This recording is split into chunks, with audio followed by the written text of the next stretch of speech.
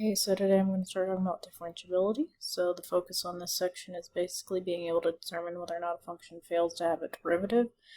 So basically this word differentiable means that you have to be able to take a derivative or the derivative exist. So example 1 just says use the grid provided to graph the function of f of x equals the absolute value of x minus 3, which is just an absolute value function with a vertex at 3, 0. So I'm going to go over and graph this mess. Has a slope of 1, negative slope. I'm going to play my favorite game of connect the dots ever, like we do with every graph.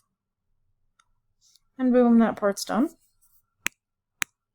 So the next part says, what is f prime of x as x approaches 3 from the left? Well, 3 from the left would be this piece here. Well, what is my slope of that piece? Well, I keep going down 1 over 1, down 1 over 1, down 1 over 1, so my slope is negative 1.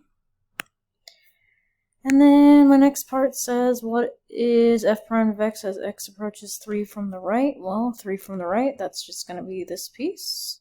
And my slope from the right would be positive 1. Is f continuous at 3? Yes. Is f differentiable at x equals 3? Well, actually no, because these two slopes are different. No, it's not. Okay, so because a and b do not match, it is not differentiable. So the fancy way to write this, I guess, is saying that f primed of x as x approaches 3 from the left does not equal f primed of x as x approaches 3 from the right.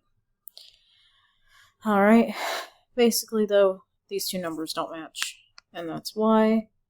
And then graphically, when we just are given graphs, because yes, on the AP test you are just going to be given graphs. Basically, if you see this thing that looks like a corner, it is not going to be able to have a derivative taken at that particular point. Alright, see you in the next example.